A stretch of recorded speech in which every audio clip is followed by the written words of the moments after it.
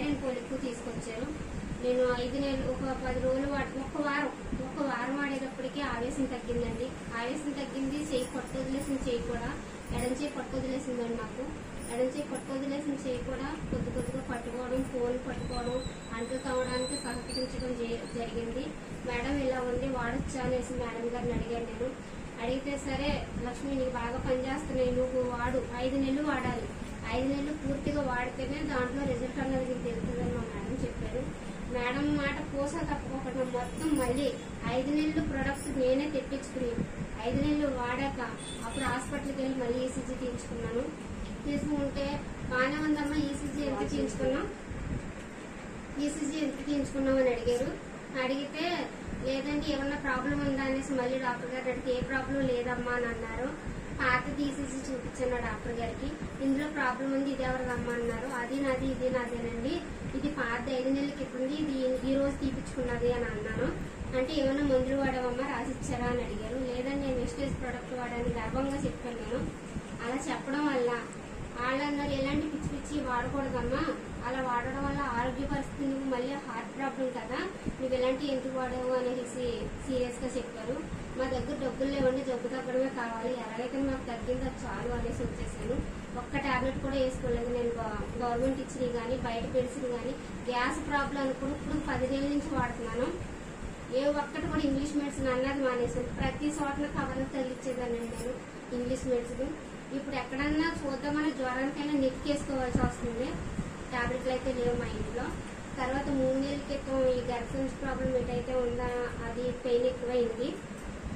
Pain ఎక్కువ మళ్ళీ madam గారిని పిలిచారు. మేడం గారు నా పరిస్థితి ఎలా ఉంది, హాస్పిటల్కి వెళ్ళాను, స్కానింగ్ తీయించుకోమన్నారు. 3 రకాలుగా స్కానింగ్ తీయించారు. గర్భసంచి అంతా ఇన్ఫెక్షన్ అయిపోయిందమ్మా, కనుక్కుంది అది క్యాన్సర్ ఏమో డౌట్, 90% క్యాన్సర్ అనుకుంటున్నామని చెప్పారు. చెప్తే ఆ మాట చెప్పగానే మేడం గారికి ఫోన్ చేసి ఏడితే ఎలా అని చెప్పాను. చెప్పగానే మేడం ఒకటే అన్నారు, లక్ష్మి నీకన్నా పెద్ద ప్రాబ్లం నుంచే బయటపడ్డావు, నువ్వు ఎందుకు భయపడుతున్నావు, భయపడకు, మనకు వేస్టేజ్ ఉంది కదా, నువ్వు భయపడకు, ఇది వాడు చూడు అనేసి ఆవిడ ధైర్యం చెప్పి నాకు ఆ నెలలో 7,000 రూపాయల ప్రొడక్ట్ రాశారు. ఇన్ఫెక్షన్ కి రాశారు, క్యాన్సర్ కి రాశారు, కొవ్వు కణితులు పెరగడానికి రాశారు, బ్లడ్ పెరగడానికి రాశారు. ఇవన్నీ వేసుకోవడం వల్ల గ్యాస్ ఎక్కడ ఫామ్ అవుతుందని గ్యాస్ తగ్గడానికి రాశారు. ప్రతి ఒక్క ప్రోడక్ట్ తెచ్చుకున్నాను. మేమైతే ఉన్నవాళ్ళం కాదండి, మేము కూలి పని చేసుకుంటేనే పోటాలద్ది. కానీ హాస్పిటల్కి వెళ్తే ఇంతకంటే ఎక్కువ అవుతాయి కదా, వాళ్ళ చేతుల్లో పడి నలిగిపోయే కంటే ఈ వాడకం మంచిది అనేసి మా ఆయన గారు తేవడం వల్ల ఆ నెల వాడేసి అప్పుడు కాకినాడ వెళ్ళామండి.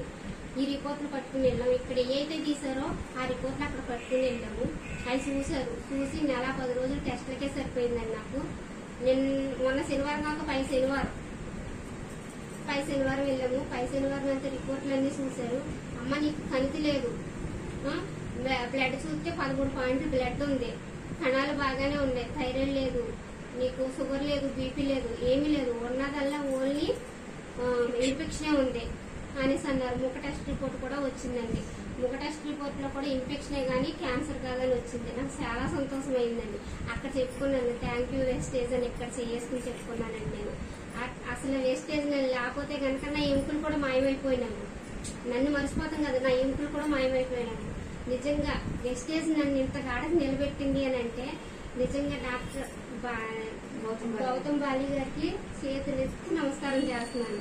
కానీ నాకు ఈ సప్లిమెంట్లు నా దగ్గర తీసుకొచ్చిన మా మేడం గారికి అసలు ఉదయం